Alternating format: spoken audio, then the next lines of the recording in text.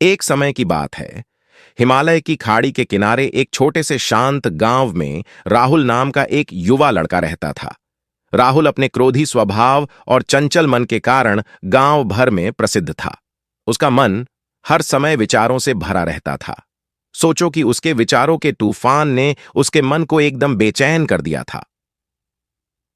उसके जीवन से शांति मानो गायब हो गई थी और वह हमेशा अपने ही ख्यालों में खोया रहता था और तनावपूर्ण जीवन जी रहा था। उनके अशांत मन और क्रोध के कारण उनके अपने परिवार के सदस्यों और गांव वालों से भी संबंध अच्छे नहीं थे, जिससे वह और भी अधिक अकेला और अपमानित महसूस करने लगा। वह और भी अधिक मानसिक तनाव की स्थिति में चला जाता है। एक समय की बात है, राहुल अपने गांव की गलियों में घूम रहा था। तभी उनकी मुलाकात एक बौद्ध भिक्षु से हुई, जो एक पेड़ की छाया के नीचे ध्यान में बैठे थे। बौद्ध भिक्षु के चेहरे से निर्मल शांति की आभा झलक रही थी। इस असीम शांति में राहुल बौद्ध भिक्षु की ओर आकर्षित हुआ।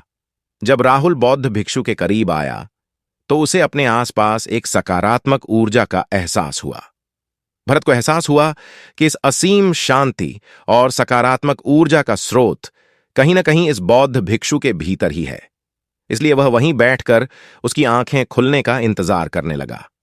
थोड़ी देर बाद जब बौद्ध भिक्षु की आंख खुली तो उसने एक युवा लड़के को अपने सामने बैठा पाया, जो बहुत तनावग्रस्त और नकारात्मक भावनाओं से भरा हुआ लग रहा था। राहुल ने बौद्ध भिक्षु की ओर उदार भाव से देखा और बहुत विनम्रता से कहा, मालिक, मेरा मन बहुत अशांत है और मेरे मन के विचार मुझे खाए जा रहे हैं। मुझे एक पल के लिए भी शांति महसूस नहीं होती। क्या आप मुझे सिखा सकते हैं कि मैं अपने अशांत मन को कैसे शांत करूं? बौद्ध भिक्षु ने राहुल की पीड़ा को समझते हुए करुण दृष्टि से देखा और कहा, मेरे प्यारे बच्चे, मैं तुम्हें एक कहानी सुनाना चाहता हूं। इस कहानी में मानसिक शांति और खुशी के रहस्य छिपे हैं। क्या आप कहानी सुनना चाहेंगे? राहुल ने हां में सिर हिलाया और पूरी एकाग्रता से कहानी सुनने को तैयार हो गया। उनके अंदर जिज्ञासा चरम पर थी। वो कहानी सुनने को बेताब था। बहुत समय पहले की बात है। एक नगर में शक्ति नाम का एक आदमी रहता था। शक्ति बेहद महत्वाकांक्षी व्यक्ति थे और उन्हें हर काम में लोगों से मदद की जरूरत पड़ती थी। यदि उसे किसी से असफलता और बुराई सुनने को मिलती थी तो वह गहरी चिंता और तनाव में चला जाता था। उनका मानना था कि सफलता और भौतिक शक्तियां वांछित खुशी देंगी, लेकिन वह जितना सफलता और प्रशंसा के पीछे भागता था उतना ही मानसिक तनाव में डूबता जाता था। लेकिन अचानक शक्ति का सामना उस समय के मशहूर बौद्ध भिक्षु से हो गया, जिसका नाम महाकौशल था। महाकौशल अपने शिष्यों को ध्यान की शिक्षा देते थे और वह स्वयं एक बहुत ही ध्यानमग्न और प्रबुद्ध व्यक्ति थे। एकाग्रता से प्रभावित शक्ति ने उनसे अपने भटकते मन को शांत करने का उपाय जानना चाहा। शक्ति ने कहा कि महंत में हमेशा सफलता के पीछे भागता हूं और लगातार अधिक हासिल करने की कोशिश करते हो, फिर भी मुझे कोई क्षणिक संतुष्टि या आत्मसंतुष्टि नहीं मिलती। इस निरंतर बेचैनी के बीच मैं शांति कैसे पा सकता हूं? बौद्ध भिक्षु ने करुण दृष्टि से उसकी ओर देखा और उत्तर दिया, आपका मन एक अशांत नदी की तरह है जो हमेशा बहती रहती है। आप कभी भी शांत नहीं रह सकते।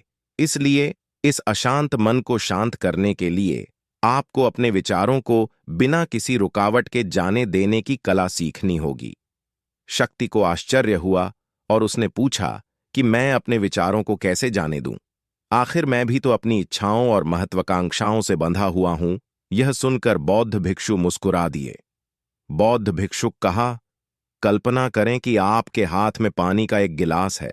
अब आप इसे जितनी देर तक पकड़कर रखेंगे यह उतना ही भारी होता जाएगा, और अगर आप इसे काफी देर तक पकड़े रहेंगे तो आपके हाथ में दर्द होने लगेगा। लेकिन अगर आप उस पकड़ को ढीला कर दें और छोड़ दें तो आपका बोझ खत्म हो जाएगा। राहुल ने पूरी कहानी और उसका संदेश ध्यानपूर्वक सुना। वह समझ गया कि अपने विचारों और इच्छाओं से चिपके रहने से उसका बोझ बढ़ जाता है और अंदर ही अंदर अशांति पैदा कर देता है। अब राहुल को कहानी का अंत सुनने की उत्सुकता से प्रतीक्षा थी। कहकर बौद्ध भिक्षु ने कहानी जारी रखी। एक बौद्ध भिक्षु की बात मानकर शक्ति ने विचारों को त्यागने का अभ्यास शुरू कर दिया। वह बिना किसी पूर्व निर्णय के अपने विचारों और भावनाओं को आते और जाते देखता था। अब उसने विचारों को पकड़ना बंद कर दिया था। विचार उठते थे और अपने आप चले जाते थे। धीरे धीरे उसे यह एहसास होने लगा कि उसकी इच्छा और भावना ही सभी दुखों का कारण है। जैसे जैसे शक्ति ध्यान में गहरे उतरते गए, उन्होंने पाया कि वर्तमान में जीना ही आंतरिक शांति का एकमात्र स्रोत है। वह खुद को वर्तमान में स्थापित करके अपने मन की निरंतर बकवास से छुटकारा पा सकता था। धीरे धीरे शक्ति का मन एक शांत झील की तरह हो गया, जो बाहरी दुनिया को अपने अंदर प्रतिबिंबित करती है। उन्होंने जीवन की सादगी में संतोष को अधिक महत्व दिया और भौतिक संपत्ति के प्रति अपना लगाव छोड़ दिया। जैसे ही शक्ति में ऐसे बदलाव की खबर लोगों के बीच फैली, दूर दूर से लोग मार्गदर्शन लेने आने लगे। लोगों को विचारों को मुक्त करने की कला सिखाना और उन्हें अपने भीतर शांति खोजने के लिए मार्गदर्शन करना, वह लोगों के बीच शांति और ज्ञान का प्रतीक बन गया। शक्ति और साधु की कहानी समाप्त कर महाकौशल बौद्ध भिक्षु कुछ देर के लिए चुप हो गए, ताकि इस कहानी का अर्थ राहुल के मन में अच्छी तरह बैठ जाए। राहुल ने बौद्ध भिक्षु की ओर देखा तो उनकी आंखों में अब एक नई समझ दिखाई दे रही थी। राहुल ने धीरे से कहा कि मुझे इस कहानी में ज्ञान दिखता है, लेकिन मैं इसे अपने जीवन में कैसे लागू करूं? मैं अपने अशांत मन को कैसे शांत कर सकता हूं? राहुल के इस सवाल पर बौद्ध भिक्षु गर्मजोशी से मुस्कुराते हैं और फिर कहा कि अशांत मन को शांत करने का अभ्यास आत्म जागरूकता से शुरू होता है। अपने भीतर उठने वाले विचारों का निरीक्षण करने के लिए प्रतिदिन कुछ समय निकालें। उन भावनाओं पर ध्यान दें जो आपके मन में आती हैं और देखें कि वे कैसे आती हैं और आकाश में गुजरते बादलों की तरह चले जाए। राहुल ने आंखें बंद कर लीं और बौद्ध भिक्षु के कहे अनुसार अपने विचारों का अवलोकन करने लगे। जैसे ही उसने अपने भीतर उठने वाले विचारों पर ध्यान देना शुरू किया, उसे इसका एहसास हुआ। उसे अपने अंदर चिंता और इच्छाओं की एक निरंतर धारा बहती हुई महसूस हुई। सिर्फ एक एहसास ने ही उसे एक अद्भुत शांति का एहसास कराया। उन्हें यह भी एहसास हुआ कि यह सभी विचारों और भावनाओं से अलग है। बौद्ध भिक्षु ने आगे कहा कि जैसे शक्ति ने खुद को सभी मोह माया से अलग कर लिया था, वैसे ही अपने मन को अशांतकारी विचारों और भावनाओं से मुक्त करने का अभ्यास विकसित करो। बिना किसी पूर्वाग्रह के विचार को वैसे ही स्वीकार करें जैसे वह आता है, और फिर धीरे धीरे उन्हें जाने दें और अपना ध्यान वर्तमान क्षण पर केंद्रित करें।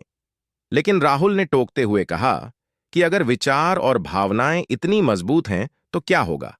बौद्ध भिक्षु ने कहा, यह बना रहता है और मन को छोड़ने से इनकार करता है।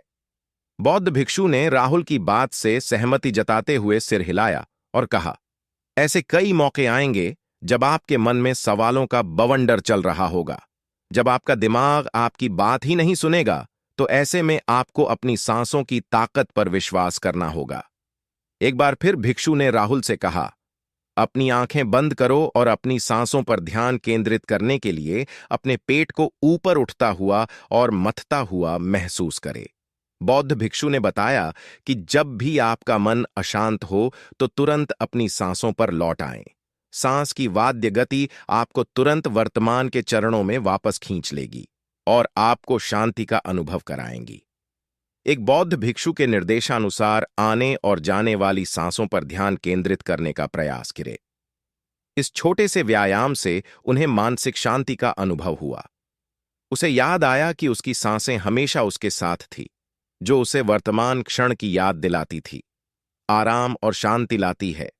राहुल के इस विकास को देखकर बौद्ध भिक्षु मंद मंद मुस्कुराए और बोले, मेरे प्रिय, बेचैन मन को शांत करना एक ऐसा अभ्यास है जिसमें बहुत प्रयास और दृढ़ इच्छा शक्ति की आवश्यकता होती है, क्योंकि लगातार व्यायाम से मांसपेशियां मजबूत होती हैं। उसी तरह नियमित अभ्यास से मन भी शांत होता है। स्वीकृति में सिर हिलाते हुए इस बौद्ध भिक्षु को उन्होंने वादा किया कि आज से वह अपने अशांत मन को शांत कर सकेंगे और अपनी गैर शक्तियों को मुक्त कर सकेंगे। बौद्ध भिक्षु ने राहुल के कंधे पर हाथ रखकर कहा, मुझे आपकी क्षमता पर बहुत भरोसा है। और आपको जल्द ही आंतरिक शांति मिलेगी। लेकिन याद रखें कि यह आसान नहीं होगा। लेकिन अगर आप दृढ़ इच्छा शक्ति और खुले दिल से प्रयास करेंगे तो आप निश्चित रूप से वह शांति पालेंगे जो आपके अंदर है। उस दिन से राहुल अपने अशांत मन को शांत करने का प्रयास करने लगा और हर दिन ध्यान करने के लिए एक अलग समय निर्धारित किया। उसने अपने मन में उठने वाले विचारों को बिना किसी रोक टोक के जाने दिया और अपनी सांसों के जरिए खुद को वर्तमान में बनाए रखने की कोशिश की। समय के साथ अभ्यास करते हुए राहुल को अपने अंदर शांति का अनुभव हुआ। जैसे जैसे समय बीतता गया, राहुल को ज्ञान और शांति का स्रोत कहा जाने लगा। जैसे जैसे समय बीतता गया, भरत को ज्ञान और शांति का स्रोत कहा जाने लगा। ग्रामीण अपने अशांत मन को शांत करने के लिए राहुल के पास आने लगे। बौद्ध भिक्षुओं के शिक्षक दूसरों की मदद करते समय आत्म जागरूकता की शक्ति साझा करते हैं। बौद्ध भिक्षु आंतरिक शांति पाने की शिक्षा देते हैं।